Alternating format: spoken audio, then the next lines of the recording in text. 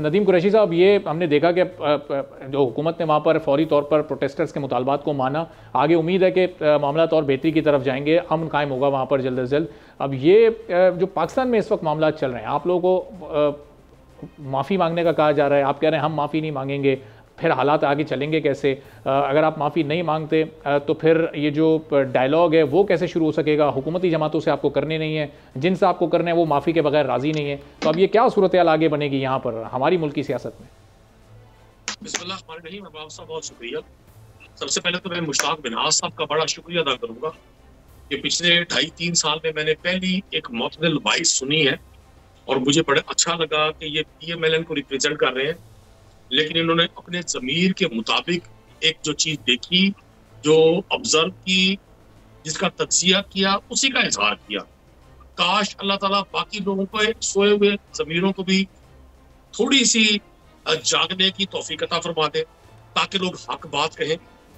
अभी कादर मंदोखेल साहब law graduate है, मुंतखब हुए थे लास्ट टाइम, पब्लिक को रिप्रेजेंट करते हैं। इंतहाई अफसरदगी, तकलीफ और पब्लिक रिप्रेजेंटेटिव के लिए बाइस शर्मिंदगी और निदामत है कि बगैर तस्दीक किए ये इल्जामात लगाना, मैं नहीं समझता कादर मंदोखेल साहब जैसे पढ़े लिखे शख्स को ये चीज शोभा देती है।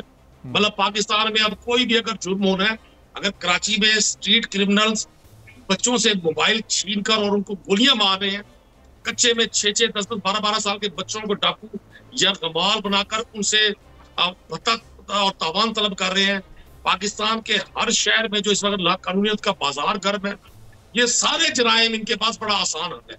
ये दुनिया की पहली बदनसीब हुकूमत है कि जो एक तो अवामी वोटों से मार्ज वजूद में नहीं आई, इनका आगाज ही जाली फॉर्म 47 से है और इनका रवैया भी उसी तरह से है जैसे जालसाज करते हैं। इन सब ने एक वतीरा बनाया हुआ है कि हमने पब्लिक वेलफेयर का कोई काम नहीं करना, हमने भूख से मरते आम आदमी के लिए रोटी का बंदोबस्त नहीं करना, हमने सिर्फ इस मुल्क की अशराफिया को प्रोटेक्ट करना है।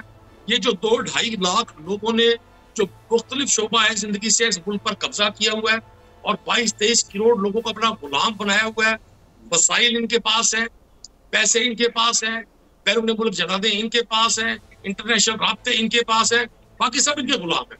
अब इनके पास हल कोई नहीं है, इनके पास एक ही हल है, जो चीज भी हो वो तहरीक इंसाफ पे डाल के जान छुड़वा दे। तो मैं तो आपके प्रोग्राम में मुश्ताक बिनहास को सलूट पेश करता हूँ। काश हमारा कलमकार, हमारा तज्जिया निगार, हमारा सहाफी हक के मुताबिक बात करे। जहां तक आपके सवाल का ताल्लुक है, मैं आपको गुजारिश कर दूं, आप कोई भी शख्स, कोई बेवतन शख्स कभी नहीं चाहेगा कि वो अपने मुल्क की इज्जत के लिए किसी शर्मिंदगी का बाइस बने। आजकल जिस टॉपिक को आप लोगों को कहकर मौजूद बहस बनाया जा रहा है, और मुझे 100% यकीन है कि गवर्नमेंट की पूरी पॉलिसी यही है कि किसी भी तरह लोगों की तवज्जो तकसीम करने का इससे बेहतर हल नहीं मिल सकता।